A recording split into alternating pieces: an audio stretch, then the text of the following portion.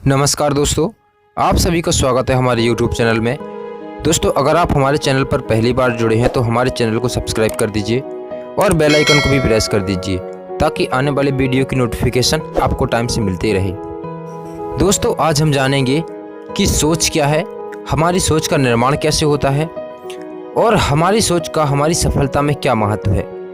दोस्तों, आज के समय में देखा जाए तो हर व्यक्ति सफल होना चाहता है, हर इंसान आगे बढ़ना चाहता है, हर इंसान अपनी ज़िंदगी में ऊंचाई पर पहुंचना चाहता है, हर इंसान मान सम्मान और इज्जत पाना चाहता है, हर इंसान कामयाब होना चाहता है।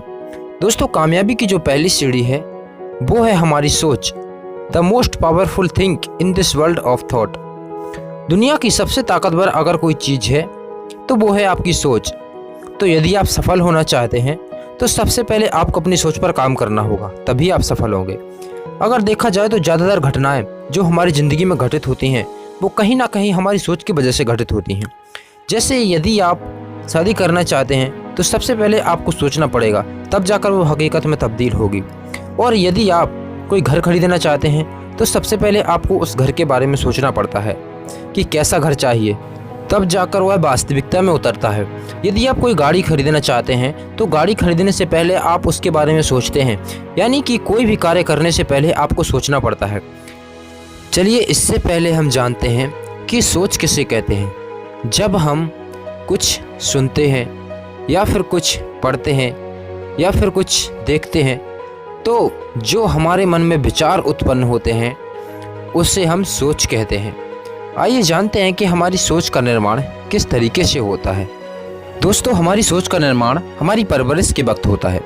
जब एक बच्चे का जन्म होता है तो उसका दिमाग एक कोरे कागज के समान होता है, उसमें कुछ भी नहीं लिखा होता है। जब वह बच्चा अपनी माँ के साथ या फिर किसी भी व्यक्ति के साथ समय बिताना शुरू करता है तो वह पहले सुनता है, फिर समझता है और फिर बोलता है। हालांकि बचपन में समझ बहुत कम होती है, यानी कि कहा जाए कि पहले सुनता है और फिर बोलता है। बच्चा जिस माहौल में रहता है, जैसा वो सुनता है, जैसा वो देखता है, वैसे ही वो भी सीखता चला जाता है। तो याद रखिए कि किसी भी इंसान का पहला गुरु उसकी माँ ही होती है, या फिर वो इंसान जिसके साथ उसने अपना बचपन का समय व्यतीत किया है। तो जब कोई बच्चा जिस माहौल में रहता है उसी तरह का वो भी बनता चला जाता है। यदि कोई बच्चा अच्छे और सच्चे लोगों के बीच में रहता है, जैसे अच्छे संस्कार, अच्छे विचार, अच्छा व्यवहार, अच्छा माहौल, तो वह भी उसी तरह का बन जाता है। दूसरी बात, यदि कोई बच्चा गंदे वातावरण या बुरे और असभ्य लोगों के बीच में रहता है तो वो भी उसी तरह का बन जाता है, उसकी सोच भी वैसी हो जाती है और वो भी गलत काम करने लगता है। चलिए, इसे हम एक कहानी के माध्यम से समझते हैं। एक बार एक तोता 2 अंडों को जन्म देती है। कुछ समय पश्चात उन अंडों से बच्चे निकलते हैं। एक दिन अचानक जंगल में तूफान आने के कारण वो दोनों बच्चे पेड़ से नीचे गिर जाते हैं और वे एक दूसरे से अलग हो जाते हैं। कुछ समय पश्चात वहाँ से एक शिकारी गुजरता है तो उसकी नज़र उस तोते के एक बच्चे पर पड़ती है।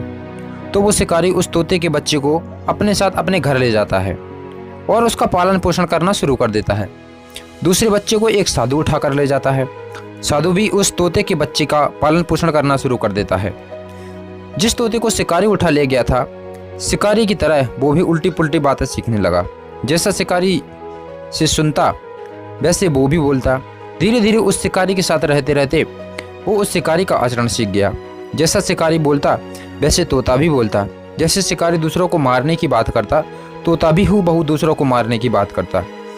और दूसरा तोता जो साधु के आश्रम में साधु के साथ रहता था, वो साधु का आचरण सीखने लगा। जैसा साधु बातें करता वो भी वैसा ही बोलता। साधु दूसरों की भलाई की बात करता तो तोता भी दूसरों की भलाई की बात करता। साधु पूजा पाठ करता तो वो भी गुनगुनाने लगता और पाठ करने लगता। साधु जैसा भगवान के ध्यान मुद्रा में बैठता तो तोता भी उनकी तरह अपनी आंख बंद करके ध्यान करना शुरू कर देता। दोस्तों, मेरा आपसे एक सवाल है कि इन दोनों तोतों में इतना फ़र्क क्यों, जबकि दोनों बच्चे एक ही तोते के गर्भ से पैदा हुए हैं? इसका कारण सिर्फ इतना है कि इनकी परवरिश 2 अलग अलग जगह और अलग अलग वातावरण में हुई है। जैसे वातावरण में इनको रखा गया, उनकी सोच वैसी ही हो गई। दोस्तों, इस कहानी से हम यह सीख सकते हैं कि किसी इंसान या जानवर की सोच का निर्माण उसकी परवरिश से होता है। जैसी होगी उसकी परवरिश वैसे ही होंगे उसके विचार, जैसे होंगे उसके विचार वैसा ही होगा उसका व्यवहार, और जैसा होगा उसका व्यवहार वैसा ही होगा उसके बारे में प्रचार, और जैसा होगा उसके बारे में प्रचार वैसे ही बढ़ेगा उसका व्यापार, और उसी से होंगे उसके सपने साकार। इसीलिए कहा गया है कि यदि आप सफल होना चाहते हैं तो सफल लोगों की भीड़ में खड़े हो जाओ, वो आपको धक्का मार मार के सफल बना देंगे। इसका मतलब है कि आप उनकी संगत करें जो सफल हैं और लगातार सफलता प्राप्त करते जा रहे हैं। तो सफल होने के लिए ये जानना आवश्यक है कि आप सुबह से शाम तक क्या करते हैं, आप कैसी किताबें पढ़ते हैं, कैसे वीडियो देखते हैं, आप कैसे माहौल में रहते हैं, और किस प्रकार के लोगों के बीच में आप रहते हैं, और किस प्रकार के लोगों से मिलना जुलना पसंद करते हैं, क्योंकि आपकी सोच से ही आपका भविष्य बनेगा।